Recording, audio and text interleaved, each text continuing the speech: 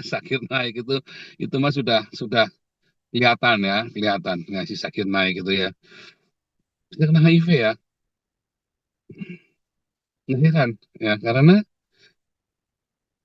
sebenarnya banyak orang-orang Islam itu ya yang terkena penyakit aneh-aneh, termasuk si Ahmad Dedat gurunya ya. Saya kan bilang itu nanti sakit naik itu matinya mengenaskan itu. Nah itu juga sama ya, Ahmad Dedat kan juga begitu.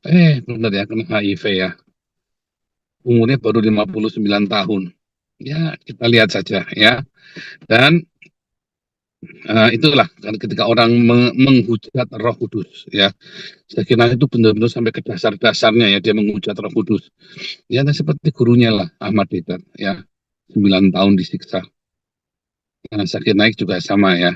Loh, para mu'alaf itu banyak yang menghujat Roh Kudus ya. Andi Christian anaknya mati, Stephen Indra anaknya mati, Irena Handono anaknya mati, Kainama anaknya mati, Yahya Waloni anaknya mati, Mega Fitria anaknya mati, Muhammad saja anaknya mati. Ya kan kalau Muhammad itu memang kisah itu benar-benar ada, anaknya mati juga si Muhammad itu.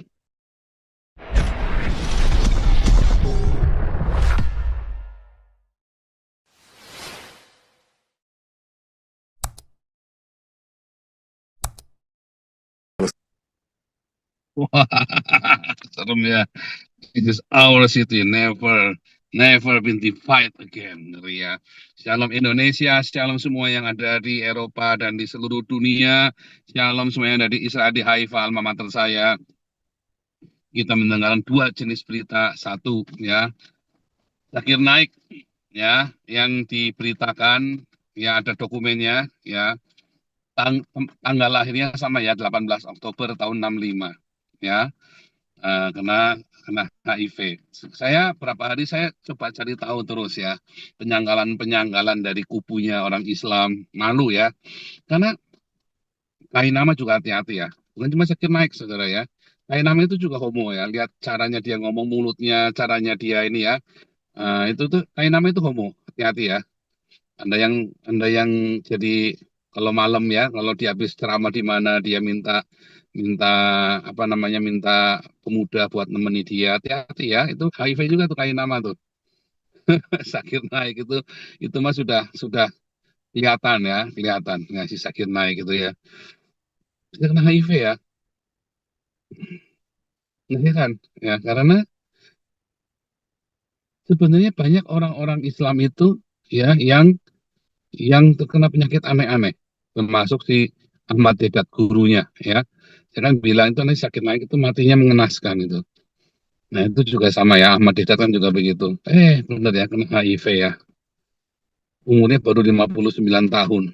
Ya, kita lihat saja ya.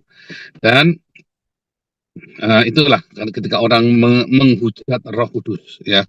Sakinah itu benar-benar sampai ke dasar-dasarnya ya, dia menghujat Roh Kudus. Ya nah, seperti gurunya lah Ahmad Dedat ya. 9 tahun disiksa. Nah, sakit naik juga sama ya. Loh, para mu'alaf itu banyak yang menghujat Roh Kudus ya. Andi Christian anaknya mati, Stephen Indra anaknya mati, Irena Handono anaknya mati, Kainama anaknya mati, Yahya Waloni anaknya mati, Mega Fitria anaknya mati, Muhammad saja anaknya mati. Ya kan kalau Muhammad itu memang kisah itu benar-benar ada, anaknya mati juga si Muhammad itu. Lalu ada bukti, tapi dia nggak mau ya, nggak mau menerima, cuman gara-gara 18 Oktober tahun 65, lalu usia 65. Oh ini salah nih, dia bilang ya. Ya itu namanya human error, tapi datanya sama, 18 Oktober 1965. Kalau kita lihat di Wikipedia, memang itu kelahirannya sakit naik 18 Oktober tahun 65 ya.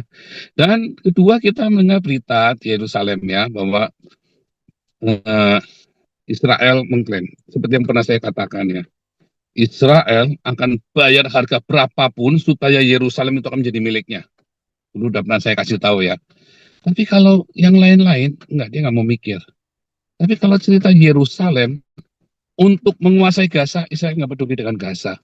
Tapi Yerusalem, kalau perlu perang dunia ketiga, dia nggak takut. Kalau perlu perang nuklir sekalian. Ya, udah pernah kita bahas dulu ya. Di buku saya Khilafah Terakhir juga sudah saya katakan ya, bahwa perang dunia ketiga sebenarnya tidak akan terjadi karena Yerusalem. Karena pasti negara-negara Arab itu akan memberikan Yerusalem itu kepada Israel. Apakah Masjidil Al-Aqsa perlu dihapus? Enggak, tidak akan. Karena nggak ada, udah saya jelaskan juga. Masjidil Al-Aqsa ada di mana? Bait suci ada di mana? Ya, Masjidil Al-Aqsa itu ada di luar halamannya bait suci. Jadi nggak urusan. Tapi bait suci itu, ya bait suci itu apa namanya? eh apa namanya? Tidak akan mengganggu Masjid Al-Aqsa, dan Masjid Al-Aqsa sama sekali tidak mengganggu. Tapi Dome of the Rock itu ya pasti, kalau memang Israel mau membangun bait suci ya nggak ada masalah dengan Masjid Al-Aqsa. Sudah saya tunjukkan ya petanya, gambarnya, semuanya, posisinya. Ya dengan cara ajaib seperti Wahyu 11. Halaman itu yang bagian luar, halaman yang bagian luar akan diinjak-injak bangsa-bangsa lain. Tapi tempat suci itu tidak akan diganggu. Ya entah mengapa bisa kejadian begitu ya. Yaitu ya firman Tuhan, itulah namanya Alkitab adalah firman Tuhan. Ya, itu bukti bahwa Alkitab adalah firman yang Alkitab adalah firman Tuhan yang iya dan yang amin. Nah, lalu orang-orang Islam berusaha mengganti kata Yerusalem menjadi Al-Quds. Ya kan? Itu berusaha menghapus jejak semuanya, tapi nggak bisa. Itu sudah ada di dalam sudah ada di sorga. Ya dicatat. Yerusalem itu punyanya orang Yahudi. Itu sudah dicatat di sorga. Kamu nggak akan bisa ganti. Nah, itu sudah bukti dan sudah tercatat di sorga. Anda tidak bisa pungkiri, sejuta kebohongan pun, bahkan PBB, mau siapapun, nggak akan bisa mengganti itu. Sudah bolak-balik, sudah ribuan tahun, tetap namanya Yerusalem. Ya entah mengapa sama orang Islam sudah diganti, namanya tetap Yerusalem. Hari ini namanya tetap Yerusalem. Ya, dari zaman ke zaman, tahun ke tahun, namanya tetap Yerusalem. Namanya tetap Yerusalem ya. Selama 3.000 tahun katanya tadi bilang, namanya tetap Yerusalem 3.000 tahun. Nah, sengaja dua hal ini saya kontraskan. Ya, penyangkalan dari Zakir Naik yang kena HIV. Ya kan? Penyangkalan. Termasuk penyangkalan terhadap Yerusalem. Dan dusta itu disebarkan kemana-mana. Kenapa sih orang Islam takut mengakui kalau Zakir Naik itu kena HIV? Ya, kenapa nggak diakui saja? Ya kan?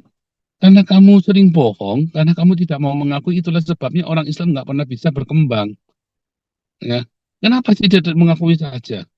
Kalau memang ada, kalau kita itu ya ada pendeta siapa itu yang cabul, ya kita bilang hukum seberat-beratnya, kalau perlu dihukum mati. Kalau dia pendeta yang mencabuli anak di bawah umur, kalau perlu dihukum mati. Dia kurang ajar, itu bahaya sekali pendeta seperti itu.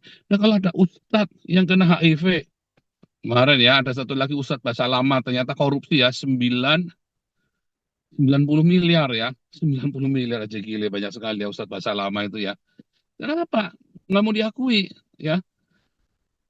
Kenapa nggak mau diakui ya? Karena ini memang agama dari kebohongan. Itulah menunjukkan bahwa saya tidak salah, bahwa Islam itu memang agama kumpulan dari para pembohong dan pendusta. Karena Allahnya adalah pendusta, ya. Termasuk klaim-klaim atas Israel ini disebarkan kebohongan ke seluruh dunia, kalau perlu bayar. Dengan Pertini ini selalu ya kasih pertanyaan supaya Anda fokus ya, ya selalu fokus. Kalau tadi kan saya bilang nggak mungkin ada perang dunia ketiga gara-gara Yerusalem. Kalau dalam buku saya itu malah tuh nanti justru yang menginisiasi perang dunia ketiga itu gara-gara Sinai itu.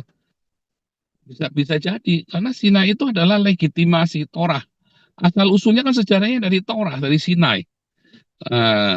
Sinai ini sekarang dikuasai oleh Arab, ya kan? Sinai ini kan dikuasai oleh Arab Saudi kan, sekarang Gunung Sinai ini, ya kan?